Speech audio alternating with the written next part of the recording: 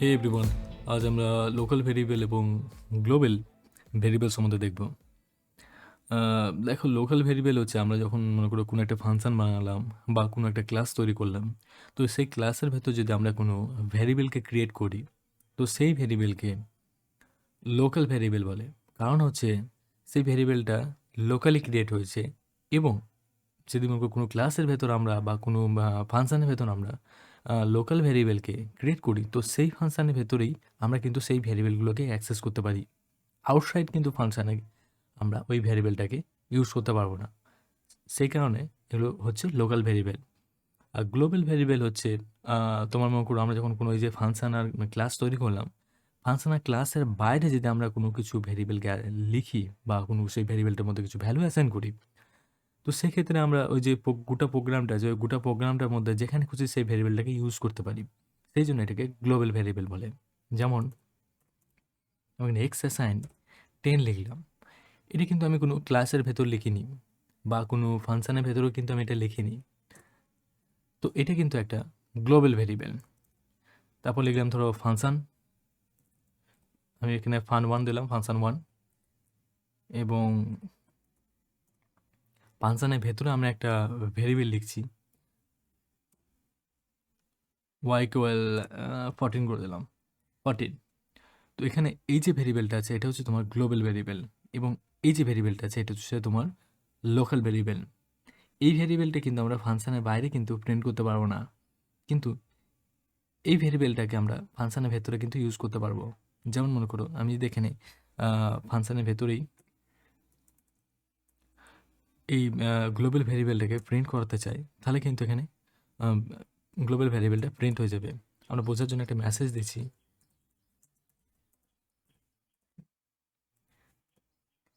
এবং এখানে আমি লিখলাম এক্সকে। ওকে,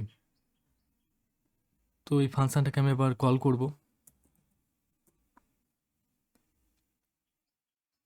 দেখো এখানে যে গ্লোবাল ভ্যারিয়েবলটা আছে, মানে যে এক্স এর মধ্যে যেই ভ্যালুটা অ্যাসাইন আছে সেটা কিন্তু এখানে প্রিন্ট হয়ে গেছে। এবার মনে করো আমি চাইছি যে এই যে 14টা আছে এটা আমি ফাংশনের বাইরে প্রিন্ট করতে, তো সেক্ষেত্রে কিন্তু দেখো এখানে দেবে আমাদেরকে এরর।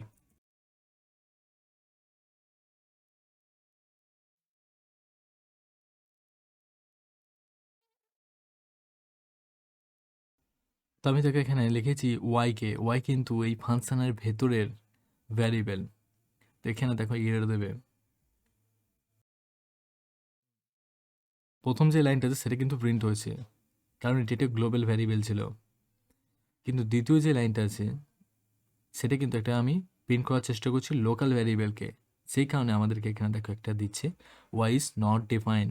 রিজন হচ্ছে তোমার ওয়াইটা কিন্তু এর মধ্যে আছে, আমরা কিন্তু এই ফাংশনটার ভেতরে এটাকে প্রিন্ট করতে পারি। যেমন আমি এই এখানে লিখি,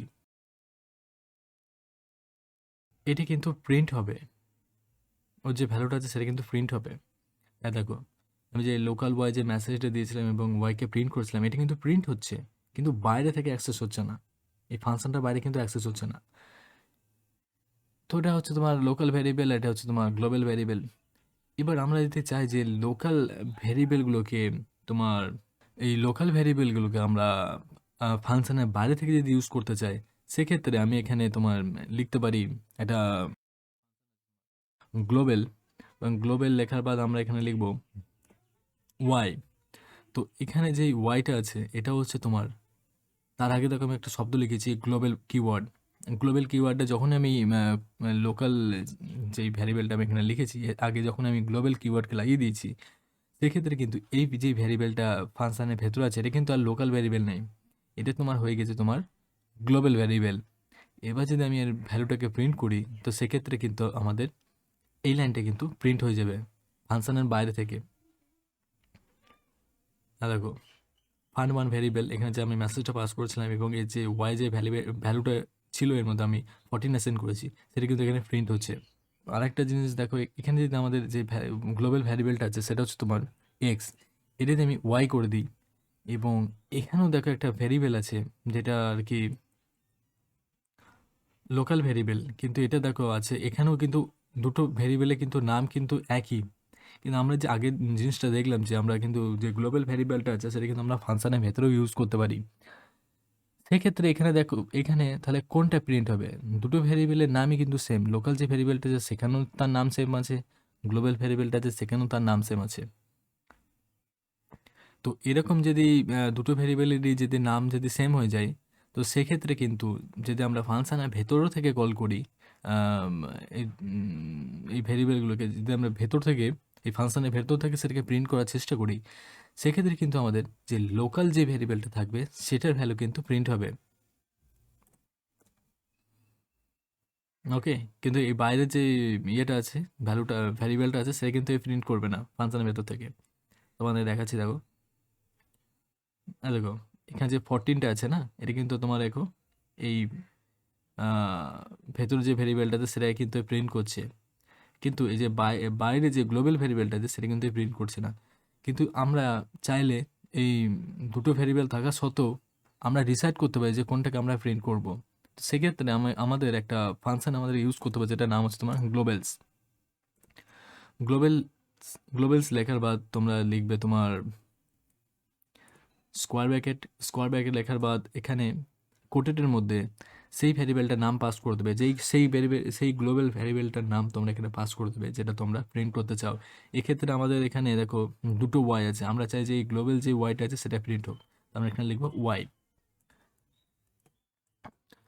এই ওয়াইটা কিন্তু এই বাইরের ওয়াইটা, এটা প্রিন্ট করলে দেখো এর ভ্যালুটা দেখে তোমরা বুঝতে পারবে।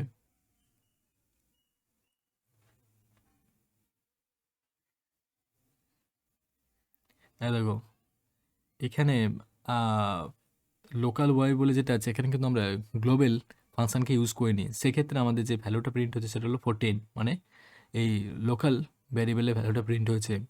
কিন্তু আমি এখানে যখনই গ্লোবালস ফাংশনকে ইউজ করেছি, তো তখন দেখো আমাদের যে ওয়াই যে ভ্যালুটা প্রিন্ট হচ্ছে সেটা কিন্তু হচ্ছে তোমার এই বাইরের ওয়াইটা, মানে গ্লোবাল ভ্যারিয়েবলটা, গ্লোবাল ভ্যারিয়েবলের ভ্যালুটা কিন্তু এখানে প্রিন্ট হয়েছে।